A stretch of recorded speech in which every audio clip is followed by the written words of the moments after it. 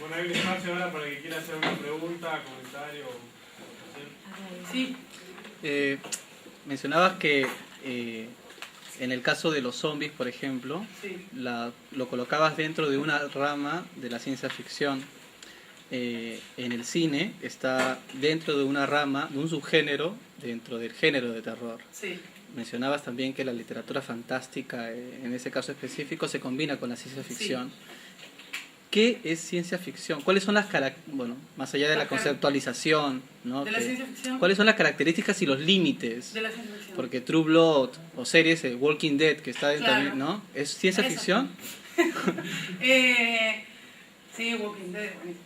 No, a ver, por ejemplo, uno de los autores que siempre se pensó en este mismo ámbito, si pertenecía o no pertenecía al ámbito de la ciencia ficción, es Lovecraft. ¿No? Lovecraft, ¿conocen algún cuento de Lovecraft?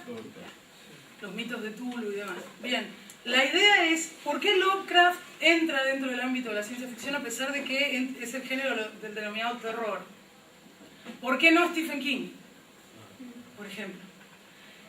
La diferencia entre el terror de Lovecraft y el terror de King es que uno es un terror sobrenatural y el otro es un terror con una explicación que está dentro del ámbito de lo lógico. No es que sea realizable, sino que es comprensible desde el punto de vista de una lógica racional, por así decirlo. En alguna época se distinguió la ciencia ficción de la fantasía como la magia y la ciencia, para responder a la misma pregunta. Ahora, eso sería en el ámbito más antiguo de la ciencia ficción. La ciencia ficción contemporánea recibe en realidad otro nombre. Lo que pasa es que si nosotros le ponemos ese nombre, nadie sabe de qué estamos hablando. Pero se la denomina ficción especulativa. Entonces, con el amplio margen de ficción especulativa, la ciencia ficción sí cumple con esa noción de especulación sobre una realidad alternativa. Y entonces traga dentro de su ámbito a la fantasía, al género fantástico que es propio de la Argentina, que no es fantasía, por ejemplo, Bioy Casares o Borges.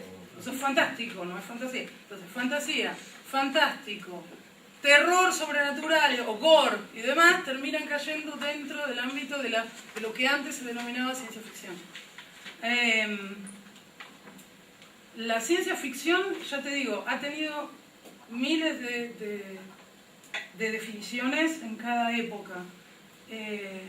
Quizá la más interesante es esa de un modo de acercarse a la realidad mediante la alteración de esa misma realidad. Es decir, estudiar el aquí y el ahora alterando ese aquí y ese ahora. Esa sería una de los modos. Otros te van a hacer definiciones que tengan que ver por ahí más con algún ámbito de la ciencia ficción también tiene subgéneros. Por ejemplo, el cyberpunk es un subgénero de la ciencia ficción.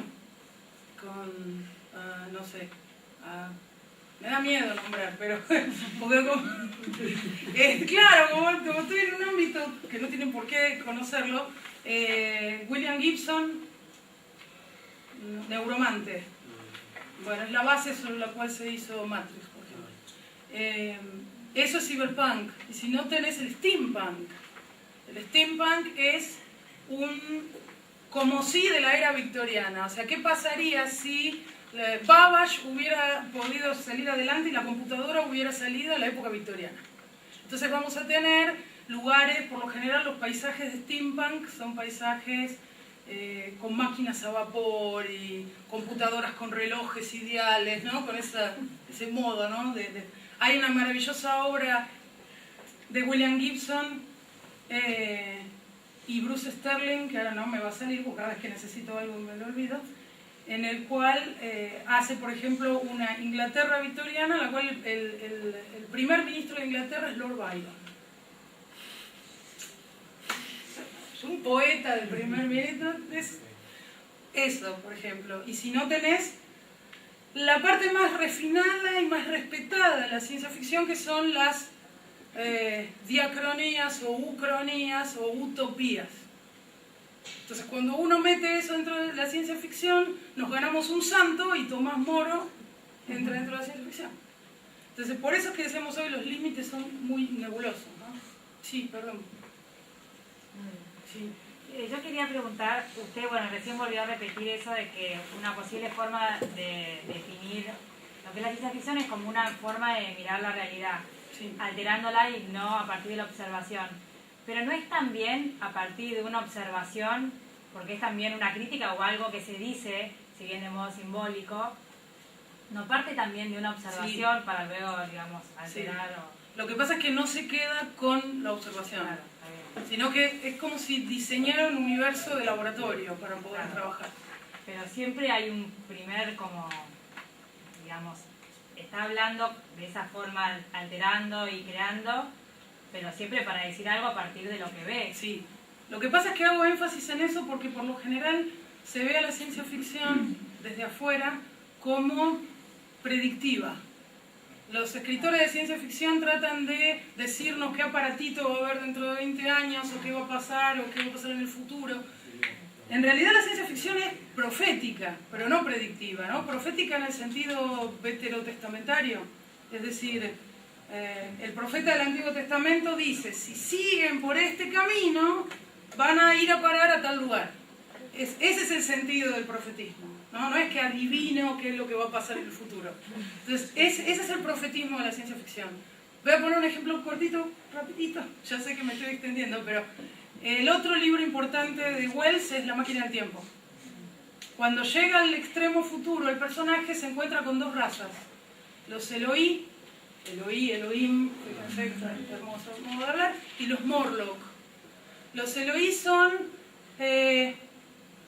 gente joven que nunca envejece, rubia, perfecta, hermosa, que no trabaja, ni lee, ni piensa, ni nada, y que vive en un mundo de placer perfecto en el que no tiene que mover un dedo, porque la ropa se la dejan en el lugar donde amanece, la comida está en el plato cuando van a comer, todo es perfecto. Y bajo tierra están los Morlocks, que son como bestias, ¿no? Y no pueden ver la luz del sol de tantos años que están ahí, tantos siglos que están bajo la tierra, y manejan máquinas, y son los que proveen a los Elohim de la comida, de las frutas y demás. ¿Para qué, me van a decir ustedes? Para comerse a los Elohim. Son el ganado, o sea, los Elohim son el ganado de los Morlocks. Los Morlocks los crían para comérselo. ¿Qué es esto en traducción H.G. Wells? Es la clase burguesa y la clase trabajadora. Exacto. Es Hegel hecho ciencia ficción. Con ese giro poético maravilloso que hace al final, donde después de haberle sido succionada la sangre durante tantos años, los obreros se comen a los patrones. Pero fíjense, si seguimos por este camino, si Inglaterra, en realidad él está pensando en Inglaterra, si Inglaterra sigue con este modelo, esta es la conclusión. Una clase dirigente estupidizada y hedonista, y una clase trabajadora completamente animalizada que en algún momento va a cobrar venganza y se va a terminar comiendo a la clase que la subyuga, por ejemplo. Entonces, esa es una diría, versión del profetismo. Y obvio que parte de la observación, pero intenta ir un poco más allá de esa Da una observación. respuesta, Exacto, digamos. exacto. Para acá había alguien después por... Sí. Si no me equivoco, la cienciología parte de una obra de ciencia ficción. Sí. Y esa obra, el autor que la escribe, digamos, ¿tenía también este trasfondo No. filosófico? O... A ver si me puedo acordar el nombre. No me acuerdo. La obra es de 1800. No, en este momento no me va a salir el... Bueno, a ver, es el autor de Los últimos días de Pompeya. Es el mismo escritor. Lo que pasa es que no me va a salir el nombre. Bulwer Lytton es el autor. Él lo que hace es proponer una humanidad que vive bajo la tierra y posee una suerte de fuerza espiritual que se llama Drill, y con eso maneja todo y en cualquier momento va a emerger y nos va a conquistar. Es una obra de ficción. Ahora, eso me da pie a una cuestión que se llama, y prometo hacerlo lo más corto que pueda, qué problema hacerme una pregunta, que se llama, por ejemplo, en el ámbito de Jung, ¿no? De la psicología analítica junguiana, y lo extrae desde la cuestión hermética medieval, mundus imaginarius. Y es cuando un mundo creado o imaginado se torna para un sector de la sociedad mítico en sentido estricto. Es decir, las personas se rigen por ese mundo como si ese mundo fuera real. Un caso es el de la cienciología, sin lugar a dudas. Otro caso es la gente que está en Norteamérica están por declarar, vieron que con un mínimo de personas que participen ya se puede declarar religión a un grupo. Bueno, están por regularizar o volver religión la religión de los Klingon. ¿Sí? Para los que no lo saben, estamos hablando de Viaje a las Estrellas. Bueno, hay gente que casi se suicida cuando se dio cuenta que Avatar no existía. Lo estoy diciendo en serio, no estoy inventando. Duna fue una saga tremendamente importante del autor Frank Herbert en la década del 60. Existían dos grandes movimientos literarios en el ámbito del movimiento hippie, o beatnik y demás, que es El Señor de los Anillos por un lado y Duna por el otro. Bueno, Duna plantea una religión interna y demás. El autor se tenía que vivir mudando porque la gente lo iba a ver como si fuera un profeta. ¿No? Hay gente por la calle que te saluda con paz y prosperidad, me sale.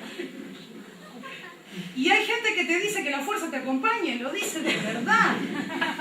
Bueno, yo no estoy diciendo que sean locos, ¿eh? No estoy diciendo que sean locos, en lo más mínimo. Estoy diciendo que estas obras de ciencia ficción excedieron a sus autores y se terminaron convirtiendo en materia mítica. La gente metió mano en eso y ahí estamos viendo el nacimiento de un mito. Los mitos no nacieron en el pasado y se acabaron, los mitos están naciendo constantemente. Pero estamos asistiendo en estos casos al nacimiento de un mito. Cuando la gente dice, Luke, soy tu padre, y todo el mundo entiende de lo que está diciendo, es porque eso se transformó en un símbolo. Eso se transformó en un símbolo, no cabe la menor duda. O hace... Ya tarde y dicen todo.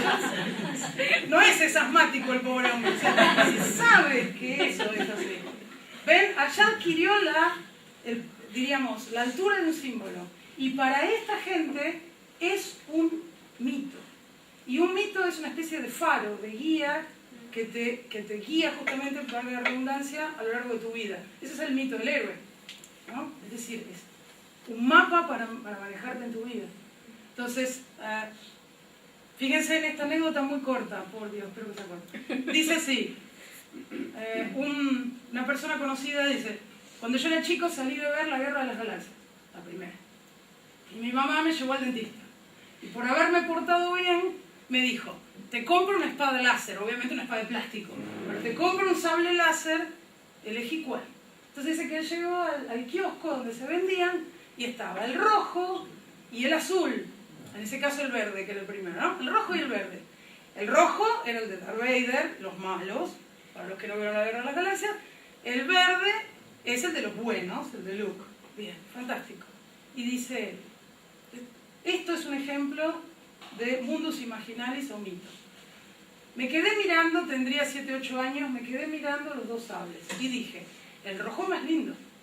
El rojo es mucho más lindo y es más brillante, pero es el de los malos. Y el verde es feo, pero es el de los buenos. Y entonces dicen, bien, elegí el verde. Y así es como cierra su nota. Elegí el verde y ese día sellé mi destino. Eso es un mito. ¿Ven? Cuando algo se vuelve una especie de regulador en tu vida. Las personas que dicen que la fuerza te acompañe, de veras están tomando eso como una, diríamos, matriz reguladora de su existencia. Y estoy seguro que con el tiempo, si las cosas siguen así, vamos a tener el Papa Klingon. Pero bueno, lo lindo va a ser ir a ver la ceremonia, pero eso es otra cosa.